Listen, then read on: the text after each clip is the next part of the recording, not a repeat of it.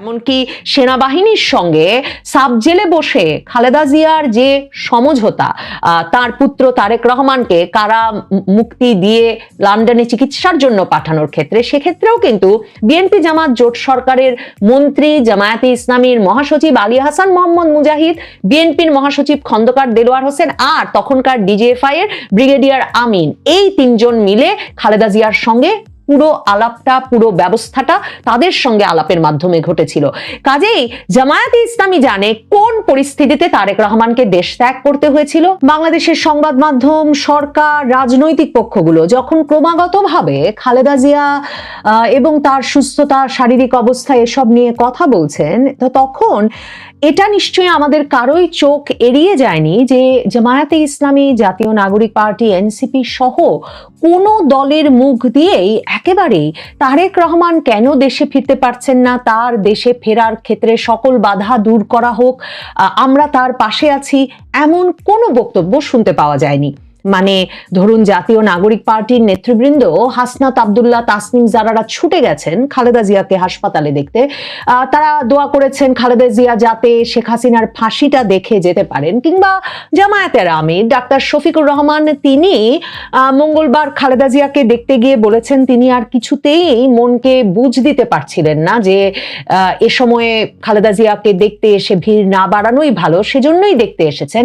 তখনও তিনি সংবাদ মাধ্যমের সামনে যে কথা বলেছেন, সেখানে তিনি বলেছেন যে তিনি প্রার্থনা করেন, দোয়া করেন যাতে পরিবারের সবাই এই সময়ে মনের জোর ধরে রাখতে পারেন, কিন্তু ভুলেও তারেক রহমানের নামটা উচ্চারণ করে বলেন নাই যে তারেক রহমান দ্রুত যাতে তার মায়ের কাছে ফিরতে পারেন, তারেক রহমান এ সময়ে যাতে শক্তি পান, তিনি এতটা দূরে আছেন। মানে তারা যে একটা রাজনৈতিক সহকর্মী, তাদের সঙ্গে যে কোনো কার্যকরী সম্পর্ক আছে তারেক রহমানের। কারণ মনে করে দেখেন, জামায়াতের আমির ডাক্তার শফিকুর রহমান তো ধানের শীষ নিয়ে 2018 সালে নির্বাচন করেছেন বিএনপির সঙ্গে জোটবদ্ধ হয়ে, এবং সেবার সব মনোনয়ন থেকে শুরু করে নির্বাচনী পুরো কার্যক্রমটা তারেক রহমান এই লন্ডনে বসে তত্ত্বাবধান করছিলেন। তার মানে ডাক্তার শফিকুর রহমানের সঙ্গে তো তারেক রহমানের ঘনিষ্ঠ রাজনৈতিক সম্পর্ক ছিল।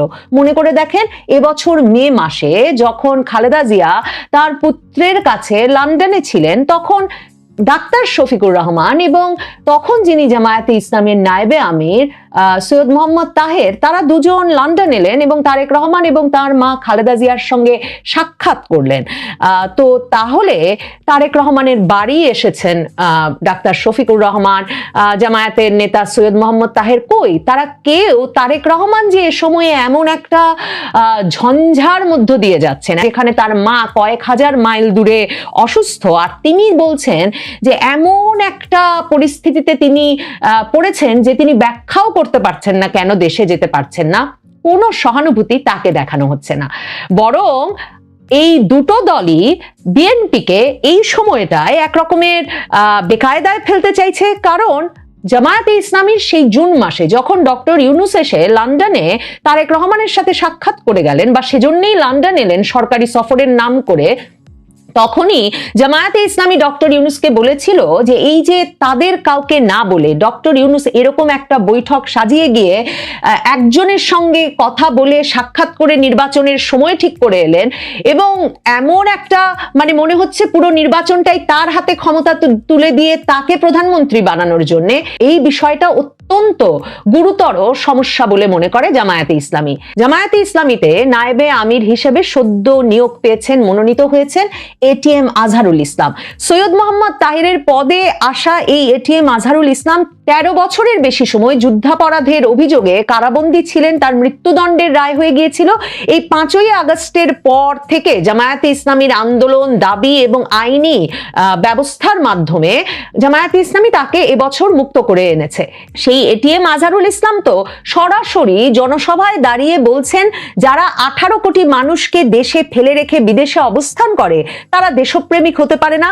জামায়াতে ইসলামীর নেতারা বিদেশ থেকে এসে ফাঁসির মঞ্চে চড়েছেন, তারা দেশ ছেড়ে পালিয়ে যাননি, অনেক নেতা বিদেশ থেকে দেশে আসার সাহস পাচ্ছেন না। ইংল্যান্ডের নাগরিকত্ব ছেড়ে যদি প্রধানমন্ত্রী না হতে পারেন তাহলে দুই কুলি হারাবেন, কাজেই সেই ঝুঁকি নিতে চাচ্ছেন না। মানে তারেক রহমানকে জামায়াতে ইসলামী এমন একটা সময়েও কিন্তু কোনো ছাড় দিচ্ছে না। ছাড় দিচ্ছে না কারণ নির্বাচনের মৌসুম, ছাড় দিচ্ছে না কারণ ভোটের পরিসংখ্যানে জামায়াতে ইসলামী এখন রীতিমতো বিএনপির ঘাড়ে নিঃশ্বাস ফেলছে। মানে যে সব জরিপই হচ্ছে, সব জরিপেই দেখা যাচ্ছে জামাতের ভোট বাড়ছে, বিএনপির ভোট কমছে, আর জামাত আর বিএনপির মধ্যকার পার্থক্য কমে আসছে। অন্যদিকে জামাত ইসলামী আন্দোলন বাংলাদেশ, খেলাফত মজলিস সহ ইসলামপন্থী দলগুলোর সব ভোট এক বাক্সে আনার যে উদ্যোগ নিয়েছে, তার ফলে জামাতের ভোটের হিসাব যা দাঁড়াচ্ছে তাতে বিএনপিকে এখন কোনো ছাড় দেওয়ার উপায় নাই। জামায়াতে ইসলামী এই কথাটা পরিষ্কার করে ইউনূস সরকারকেও বলেছে যে এই যে তারেক রহমান যদি ফেরেন তার মাকে দেখতে, এবং নির্বাচনী প্রচারণার আগে, আসলে মায়ের অসুস্থতার আগে থেকেই জামায়াতে ইসলামীর নির্বাচনের সময় তারেক রহমানের ফেরা নিয়ে আপত্তি ছিল, কারণ তারেক রহমান ফেরা মানেই তার জন্য বিরাট বুলেট প্রুফ গাড়ি কেনা হচ্ছিল, তার জন্য কি ধরনের বিশেষ সরকারি নিরাপত্তার ব্যবস্থা করা হবে তা নিয়ে নানা রকম দাবি দেওয়ার কথা বিএনপি নেতৃবৃন্দের মুখ থেকে শোনা যাচ্ছিল। তো জামায়াতে ইসলামী এবং জাতীয় নাগরিক পার্টির নেতৃবৃন্দের কথা হচ্ছে যে এর ফলে তো লেভেল প্লেইং ফিল্ড নষ্ট হয়। মানে একজন নেতার জন্য যদি এমন আড়ম্বরের আয়োজন করা হয় তাহলে একরকম তো তাকে প্রধানমন্ত্রী হিসেবে ঘোষণা দিয়ে বা স্বীকৃতি দিয়েই আসলে দেশে ফেরার ব্যবস্থা করা হচ্ছে। সেই বিষয়টা নিয়ে জামায়াতে ইসলামীর সরাসরি আপত্তি আছে। আর অন্যদিকে তারেক রহমানের জন্য, বিএনপির জন্য সেটা একটা অস্বস্তির কারণ বই কি। মানে আওয়ামী লীগ তাদের ঘোষিত শত্রু, তারা আর ক্ষমতায় নাই বটে, কিন্তু তাদের মিত্র যে রাজনৈতিক দলগুলো, সেই রাজনৈতিক দলগুলোই কেন তারেক রহমানের এমন শত্রু হয়ে উঠলো? কারণ ডাক্তার শফিকুর রহমান হাসপাতালের বাইরে দাঁড়িয়ে কিন্তু খালেদা জিয়ার নেতৃত্ব নিরঙ্কুশে স্বীকার করেছেন। তিনি বলেছেন তিনি আমাদের নেত্রী, তিনি 4 দলীয় জোটের নেত্রী। কারণ 2001 সালে জামায়াত বিএনপি একটা দীর্ঘ সময় আন্দোলনের পর একতাবদ্ধ হয়ে 4 দলীয় জোট গঠন করে যে সরকার গঠন করেছিল, সেটা বিএনপি জামাত জোট সরকার হিসেবেই কিন্তু পরিচিতি পেয়েছিল। বিএনপি সঙ্গে জামায়াতে ইসলামীর এই দীর্ঘ ঘনিষ্ঠতার অবসান ঘটেছে আসলে তারেক রহমান নেতৃত্বে আসবার পর। 2018 সালেও একসাথে নির্বাচন করবার পর সেই নির্বাচনটা যেভাবে তারেক রহমান ব্যবস্থাপনা করেছেন সেটা নিয়ে যেমন আপত্তি আছে, ঘোরতর আপত্তি আছে, অভিযোগ আছে জামায়াতে ইসলামীর। বিএনপি যতটা অপ্রস্তুত ছিল, বিএনপি যেভাবে নির্বাচনের কোথাও, যখন জামায়াতে ইসলামী একটা বেকায়দায় আছে তখনও জামায়াতে ইসলামী অবাক হয়ে দেখেছে যে বিএনপি কোথাও সংগঠিত হয়ে নির্বাচনে তাদের জনবল দিয়ে, রাজনৈতিক বল দিয়ে একটা শক্তিশালী অবস্থানে দাঁড়াতে পারে নাই।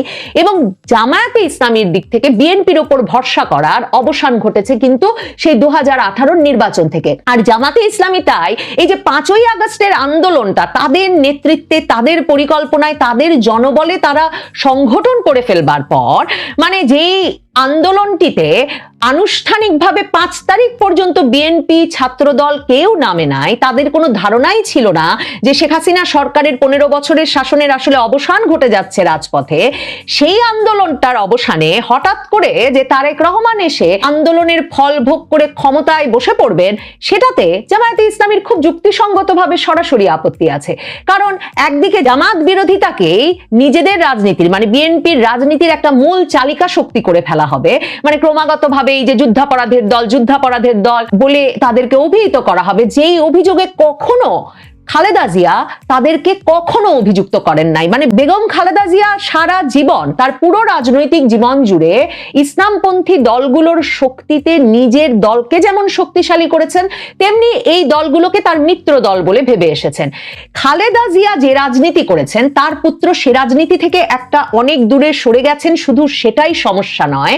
2011 সময়ে কিন্তু এই যে বিএনপি জামাত জোট সরকারের অবসান হয়েছে এ ধরনের একটা হাওয়া ভবন কেলেঙ্কারির মাধ্যমে, এবং 2011 সরকার গঠনের পর দুর্নীতির কেন্দ্রে তারেক রহমান থাকায় সেই বিএনপি জামাত জোট সরকারের অবসানে যে ধরনের জাতীয় আন্তর্জাতিক সমালোচনা হয়েছে, জামায়াতে ইসলামী সেটা থেকেও নিজেকে দূরে রাখতে চেয়েছে এবং তারেক রহমানকে সেজন্য দায়ী করেছে এবং সবসময় এটা মাথায় রেখেছে যে বিএনপি নেত্রী খালেদা জিয়া আর বিএনপির নেতা হিসেবে তারেক রহমান একই রকম ভাবে কোনো সময়ে গ্রহণযোগ্য হতে পারবেন না। কারণ ওই যে আপনাদেরকে তো আমি এর আগেও বলেছি যে এমনকি সেনাবাহিনীর সঙ্গে সাব জেলে বসে খালেদা জিয়ার যে সমঝোতা, তার পুত্র তারেক রহমানকে কারা মুক্তি দিয়ে লন্ডনে চিকিৎসার জন্য পাঠানোর ক্ষেত্রে, সেক্ষেত্রেও কিন্তু বিএনপি জামাত জোট সরকারের মন্ত্রী, জামায়াতে ইসলামীর মহাসচিব আলী হাসান মোহাম্মদ মুজাহিদ,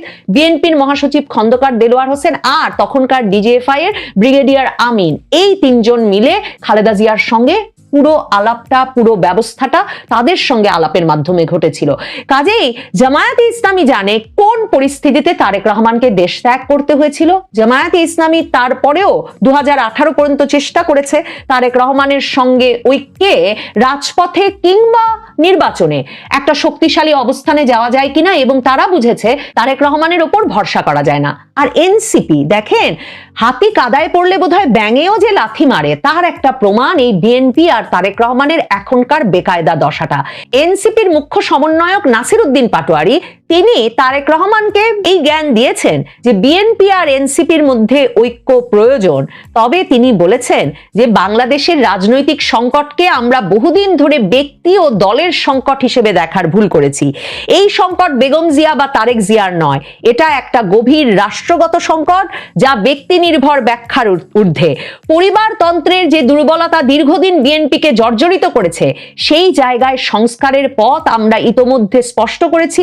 ফলে বিএনপি যখন ঐতিহাসিক আবেদন হারিয়েছে, তখন আশা থাকে নতুন প্রজন্ম যদি সত্যি জেগে ওঠে, তারা পরিবারতন্ত্রের গণ্ডি ভেঙে আবারও জনপদের রাজনীতিতে ফিরতে পারে। তার মানে এরকম একটা সময়ে যখন তারেক জিয়া প্রকাশ করতে পারছেন না এমন অব্যাখ্যা যোগ্য এক কারণে নিজের দেশে ফিরতে পারছেন না, তখন নাসির উদ্দিন পাটোয়ারি এই সেদিনের তরুণ নেতা তারেক রহমানের দলকে উদ্দেশ্য করে বলছেন বিএনপি আর এনসিপির একত্র হওয়া দরকার, মুজিববাদ ও মওদুদিবাদের বিরুদ্ধে, মানে জামায়াত এবং আওয়ামী লীগের বিরুদ্ধে, কিন্তু বিএনপিকে পরিবারতন্ত্র থেকে বেরিয়ে আসতে হবে।